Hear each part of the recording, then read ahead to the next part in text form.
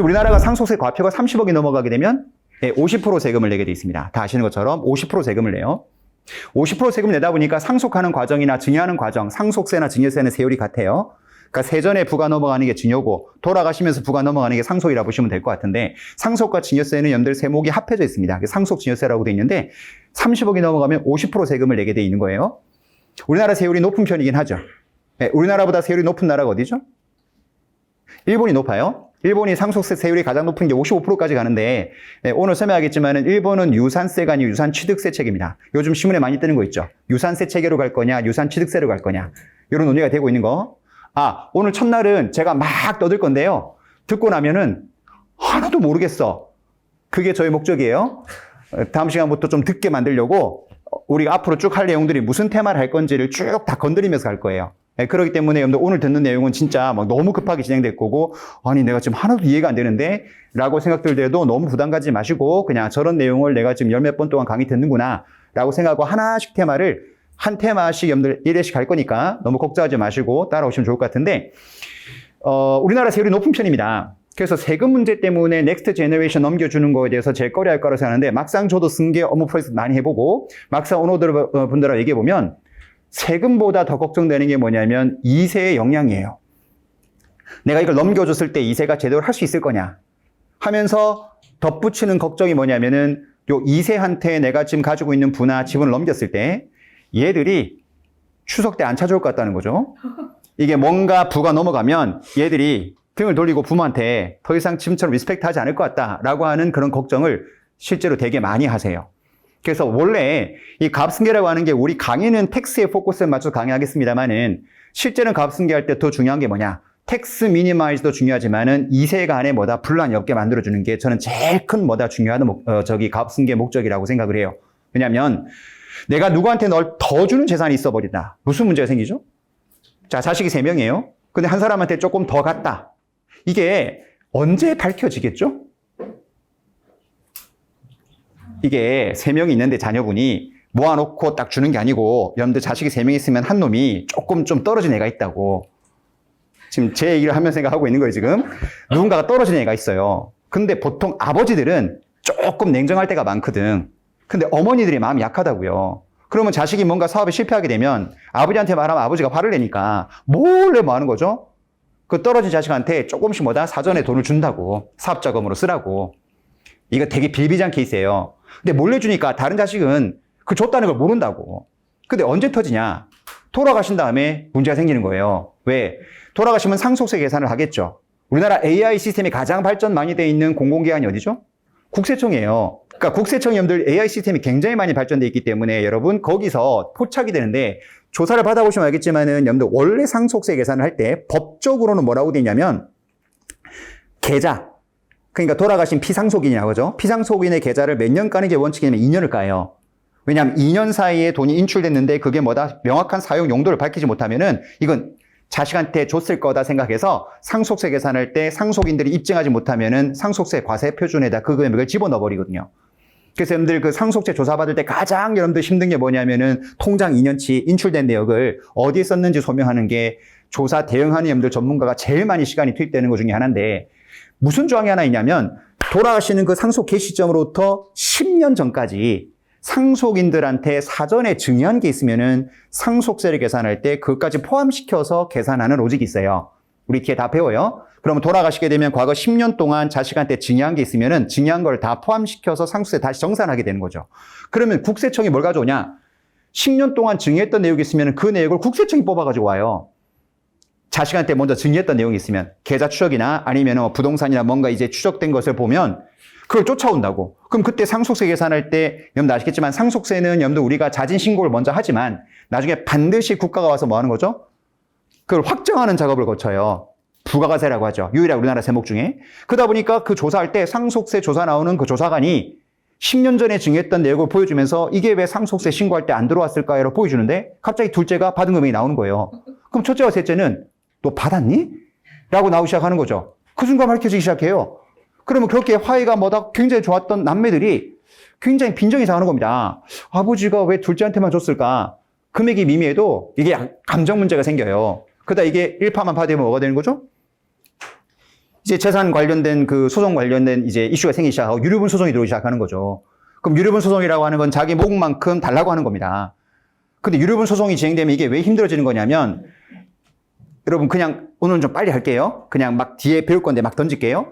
사전 증여의 가장 큰 장점이 뭐냐면 뭔가 가치가 올라갈 거라 판단되면은 여러분 사전 증여를 만약에 내가 먼저 해주는 순간 그때 시점으로 밸류가 딱 확정이 돼요. 그러면 10년 전 거 증여를 다시 상속할 때 정산한다 하더라도 그때 내가 줄 때 그 증여재산 가액이 만약에 10억짜리 부동산이었다. 근데 상속할 때 시세가 30억이 됐다. 그럼 30억으로 계산하는 게 아니고 과거에 증여할 때 줬던 그 시세로 정산이 되는 거예요. 그래서 우리가 항상 말하는 것 중에 이거 사전 증여할까요? 돌아가시면 상속으로 넘길까요? 할 때 항상 전문가 물어보는 게 뭐냐면 그 자산의 가치가 많이 올라갈 것 같으세요? 어떠세요? 라고 질문이 들어오는 거거든요. 왜냐하면 가치가 많이 올라가는 자산일수록 주식이 됐든 부동산이 됐든 뭐 하는 게 유리해요. 사전에 증여해 주는 게 지금 그 가액으로 프리징을 시킬 수 있으니까 그 가액으로 신고를 하게 돼 있는 거거든요. 여기까지는 아마 이해되실 거고. 근데 만약 유류분 소송이 붙잖아요. 유류분 소송이라는 게 다른 놈들 자식이 내가 받을 돈도 있는데 저놈한테 다 줬으니까 정산해달라고 하면 유류분 소송에서 만약 걔가 이긴다. 그럼 과거에 사전 증여 줬던 거 중에서 그 자식이 돌아갈 수 있는 몫은 지금 시점의 시세로 다시 정산을 합의해버려야 된다고. 그러니까 무슨 말이냐면 사전에 증여해야 되는 가액을 했던 이유가 뭐냐면 가격을 프리징 시키려고 사전 증여한 건데 유류분 소송이 들어와서 만약에 져버리게 되면은 그때 다시 30억 시세로 정산해갖고 상세 계산하기 때문에 갑자기 상세가 엄청나게 많이 나오는 겁니다. 소송으로 우회가 갈라지는 거하고 세금상의 플러스 알파의 뭐다 이 사이드 이펙트까지 어마어마하게 생기기 시작하는 거죠. 그러면 난리가 나는 겁니다. 그럼 세금 네가 내라 뭐 하면서 이제 이 가족이 파토가 되는 거예요. 본론 돌아와요. 가업 승계할 때 가장 중요한 거는 뭐냐? 제일 중요한 거 일단은 자식끼리 분쟁이 없게 공평하게 뭐다 나눠주는 거. 이게 진짜 중요합니다. 세금은 그 후단위 문제지. 그래서 제가 항상 컨설팅 할 때 제일 먼저 확답받는 게 있어요. 나눠주는 재산, 요 분배에 대해서 자식들 간에 서로 간에 합의가 됐습니까? 라고 물어보는 걸 제일 첫 번째 물어봐요. 기본적으로 최근에 주가가 많이 올랐어요. 많이 올라가면서 우리나라 기업들이 지금 실적은 좋은 상황은 아니죠. 반도체 잘 나가는 몇 기업 빼놓고는 실적이 좋은 회사는 별로 없어요. 근데 많이 올라가는 가장 주된 이유가 뭐 상법 개정이라든지 세법 개정 논의하면서 무슨 얘기하는 거냐면은 우리나라 주가를 밸류업 시키려면 상속세도 개정해야 된다 말이 나오고 있지 않습니까? 그게 왜 그러냐면 이게 나중에 우리 강의할 때 상장 기업하고 비상장 기업 나눠서 할 거예요. 뭔가 이게 물려주는 방법 자체가 상장이 됐다라고 한다면 조금 제한이 많이 됩니다. 특히나 상법 개정이 됐기 때문에 상법 개정됨에 따라 갖고 이사와 주주의 충실 의무가 바뀌었기 때문에 뭔가 그 오너가 자신의 세금을 절세하기 위해서 뭔가 구조를 바꾸기 시작하는 순간 소송에 노출될 가능성이 과거에 비해서 엄청 많아졌습니다. 그러니까 이제는 뭔가 자기가 스킴을 만들기 위해서 상장법인은 스킴 바꿀 때 이게 약간 우리 생각에 조금 의심스러운 스킴이 나오기 시작하면은 이게 법적인 이슈가 워낙 많이 불거지다 보니까 상장법인은 굉장히 제한폭이 많아진다. 게다가 비상장 회사는 주식 물려줄 때 주식가치 평가를 어떻게 해요? 나중에 배우겠지만 주식가치 평가하는 방법이 있는데 그 주식에 매매가가 있다. 그 매매 사례가를 먼저 쓰고 그 매매가가 없다라고 한다면 보충적 평가가액이라는 게 있습니다. 그 매매가 보통 비상장은 많아요 적어요? 별로 없죠. 그러다 보니까 보충적 평가가액을 쓰게 돼 있다고. 그 보충적 평가가액을 어떻게 하는지도 배울 거예요. 근데 그 방법론에서 굉장히 많은 테크닉이 나온다고. 주식가치를 좀 낮출 수 있는 테크닉이 많이 나와요. 나중에 배우겠지만 비상장 가능하죠. 근데 상장은 주식가치를 평가할 때 그 보충적 평가 방법이 아니고 뭘 쓰게 돼 있냐? 뭐가 돼 있죠?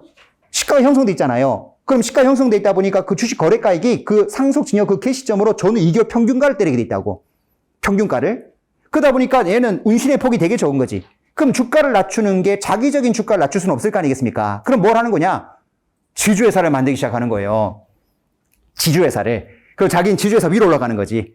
그 다음 계열사 주식은 다 주식 포괄교환으로 다 위로 올라가고 자기는 뭐다? 그 밑에 주식을 지주사한테 다 줘버리고 그 다음 밑에 있는 기업들 다 뭐 한다? 더블 상장을 시켜버리는 거예요 막. 그럼 지주사 뭐가 돼요? 엄청나게 디스카운트하기 시작하는 거죠 이게. 그럼 주가는 엄청 빠질 거 아니겠어요? 상장법인은 주가가 기본적인 상속증여의 과표가 되는 거다 보니까 주가를 굉장히 다운시키려고 그런 구조를 짜기 시작하는 거예요. 그 다음에 지주사를 만들어서 디스카운트를 엄청 때려버리면 넘길 때 증여가액이 엄청 적어지니까 자기는 세금이 적게 나오는 거지. 근데 그 사람들은 그럴 수밖에 없는 게 자기네 매각하는 게 아니고 이 회사를 계속 물려줄 거예요. 그럼 뭐가 중요하지 않습니까? 솔직히 그분들은 시세가 별로 중요하지 않아요. 왜 안 팔 건데. 그러다 보니까 주가를 낮추는 데 포커스를 맞추기 시작하는 거지. 상속세가 너무 많이 나오니까. 그래서 상속세를 좀 인하시켜주는 게 주가 부양에도 도움이 된다라고 말하는 게 최근 나오는 이슈거든요 이게. 대강 이해되세요? 그래서 이제 우리나라 기업들이 이 상속세를 개정하게 되면은 근데 이제 대표들한테 물어봤어요 제가. 한 몇 프로 정도 세금을 낮춰주면은 세금 낼 의향이 있으세요? 라고 제가 많이 여쭤보거든요. 지금 50%니까. 게다가 중소기업, 중견기업이 아니면은 할증이 또 붙어요. 20% 할증이 붙는다고. 우리나라 세율이 60%는 없어요. 50%가 최고 세율인데 대기업의 경우는 주식가치 평가했을 때 거기 20% 할증이 붙어요. 이해되세요? 20% 할증이 붙으니까 50%에 또 50%에 20% 할증 붙으면 10%가 엎어지는 거니까. 그래서 60% 세금 냈다는 게 세율이 60%가 아니고 세율은 최고 세율이 50%인데 할증 붙어서 60% 세금 냈다고 하는 거거든요. 그러니까 결국 이게 상상법인의 경우에는 이 주가가 여러분들 어떻게 움직이냐에 따라서 자기가 낼 수 있는 세금이 달라지기 때문에 계속 뭐 하는 거다? 주가를 낮추려고 엄청나게 한다는 게 지금 현재 논의되고 있는 신문의 가장 큰 이슈입니다. 상속세가 워낙 높다 보니까 그런 스캠들 자꾸 짜려고 하는 거니까 좀 낮춰주는 게 주가 부양 측면에도 도움되지 않을까라고 논의되고 있는 게 최근에 상속세랑 관련해서 많이 나오고 있는 내용이라 보시면 되는 거죠. 제일 많이 물어보는 질문이 뭐냐? 보통 가면 지금 물려줄까요? 회계사님 나중에 물려줄까요? 이 질문 굉장히 스트레이트하게 많이 물어보죠. 지금 오신 여기 대표님도 계실 거고 전문가분도 계실 텐데 자문하는 회사 가면은 지금 주식 물려주는 게 나을까요? 나중에 물려주는 게 나을까요? 이건 일괄해서 다시 한번 정리를 할 거예요. 사전 증여가 유리한 게 있고 상속이 맞는 회사도 있고 두 가지가 달라지거든요. 근데 여러분들 직관적으로 봤을 때 내가 어떤 재산이 있을 때 사전에 물려주는 거랑 돌아가실 때 주는 거랑 두 개를 비교했을 때 제일 먼저 고민할 건 뭐냐면 사전 증여는 내가 통제할 수 있죠. 근데 상속은 통제가 안 되는 거죠. 죽었을 때 상속이 나오는 거니까. 일단 통제 가능성이 완전히 차이가 난다는 거 먼저 기억하셔야 돼요. 증여는 내가 원할 때 뭐다 이거를 만들어낼 수 있다는 거. 그러면 증여 같은 경우에는 어떨 때 물려주는 게 가장 적합하는 거예요. 아까 말했지만 밸류가 많이 올라가다 판단하면 사전에 밸류를 프리징 시키기 위해서 뭐 하는 게 필요하다? 사전에 증여하는 게 되게 중요한 거죠. 대신에 사전 증여하게 되면 빼주는 공제금액이 있겠죠. 공제금액이 증여세의 장점은 유산취득세니까 세율은 낮게 적용돼요. 대신에 뭐는 적게 빼줄까? 공제가 적어요. 빼는 금액 자체가. 근데 상속은 어때요? 유산세로 들어가니까 재산 풀은 커지는데 뭘 많이 빼줄까? 중간에 공제가 증여보다는 많은 형태가 들어가는 게 상속의 기본 컨셉인 거예요. 나중에 뒤에 배우겠지만. 죄송합니다. 다시 강조할게요. 지금 우리 하는 거 뒤에 다 배울 거예요. 지금 하는 건 어떤 것들 논의할 건지 얘기하는 거니까. 증여는 공제 연습 많이 들어봤죠? 얼마 공제해줘요? 사전에 증여하면 공제 빼주는 금액이 얼마죠? 많이 나오잖아요. 일단 배우자끼리 얼마? 6억. 몇 년에? 10억 누적으로 6억. 이 정도는 다 아실 거고. 그 다음에 뭐다? 직계 우리 피속한테. 피속이 존속한테 주는 케이스 별로 없으니까. 존속이 피속한테 줄 때는 얼마? 10년에 5천. 그 다음에 미성년자는 2천까지 공제가 되는데 최근에 혼인하고 자녀에 대한 공제가 들어와서 1년에 한 사람한테 한 번 정도는 1억까지는 또 공제가 돼요. 그러니까 자식이 있으면 5천만 원 공제 가능하고 10년에 한 번. 그 다음에 연도에 상관없이 혼인을 하거나 자녀를 뭐다? 낳았다. 그러면 여러분들 얼마까지? 1억까지 뭐다? 증여해 줄 수 있어요. 그럼 1억 5천이니까 보통 이제 젊은 부부 결혼시킬 때 아버지가 얼마까지? 1억 5천. 저쪽도 1억 5천까지 주면은 3억까지는 캐시를 만들어서 뭔가 이제 새로운 어떤 패밀리를 스타트하는 데 도움 줄 수 있다. 신문에 나오는 게 바로 그거거든요. 근데 솔직히 재산 많은 사람한테는 그 증여금액이 여러분들 크게 도움이 돼요? 안 돼요? 코끼리 비스켓이죠.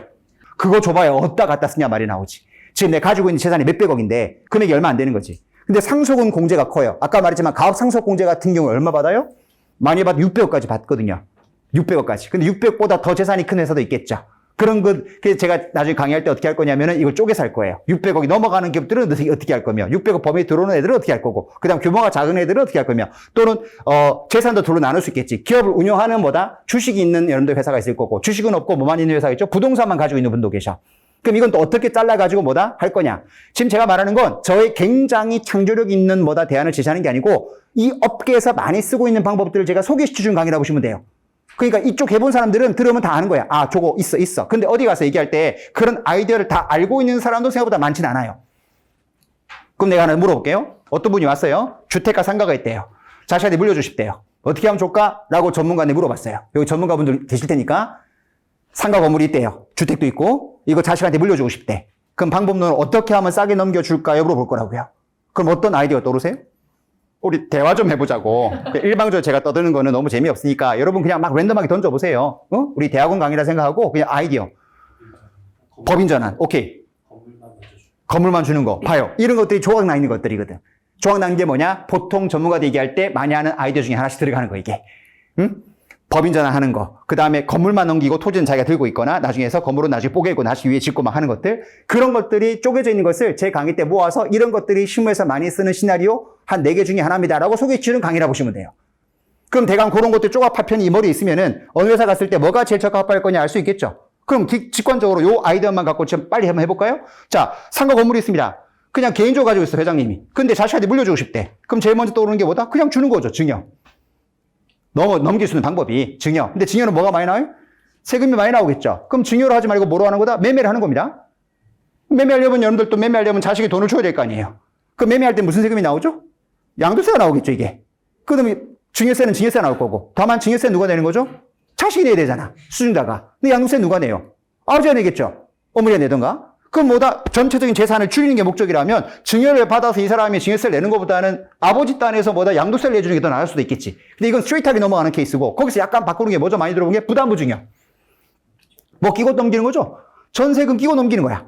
그럼 전세금 끼고 넘기게 되면은 증여긴 증여지만은 여러분들 전세금 끼고 넘기면 전세금에 해당되는 금액만큼은 양도로 되고 나머지 부분 증여가 되는 거니까 이걸 쪼개기 시작하는 거지. 그럼 과표가 쪼개지는 거야. 증여와 양도로. 그럼 세율이 좀 떨어진다고 이게. 대강 이해되시고 그런데 보니까 그게 주택이네? 주택인데 보니까 1세대 1주택에 만족이 돼. 1세대 1주택이래. 그럼 여러분들 거기서 뭐가 나오죠 또? 10억이 넘어가는 것만큼 세금 나오겠지만 10억이 안 된다라고 한다면 양도 쪽은 비과세가 적용되겠죠. 그럼 아버지 쪽에 양도는 안 나오는 거야. 그럼 나머지만 뭐다 증여 내는 거니까 훨씬 더 떨어질 수 있을 거고. 많이 쓴 게 부담부 증여. 그 다음 또 뭐가 있냐? 또 많이 쓴 것 중에 저가 양도. 좀 싸게 넘기는 거지. 그럼 또 저가 양도를 했을 때 부담부 증여보다 세금이 또 적게 나오는 케이스도 종종 있어요. 그럼 시뮬레이션 돌려보는 거지. 이게 가장 일반적인 방식. 그냥 매매로 가든가 증여로 가든가 부담부 증여, 그 다음에 저가 양도. 이게 가장 많이 쓰는 방법.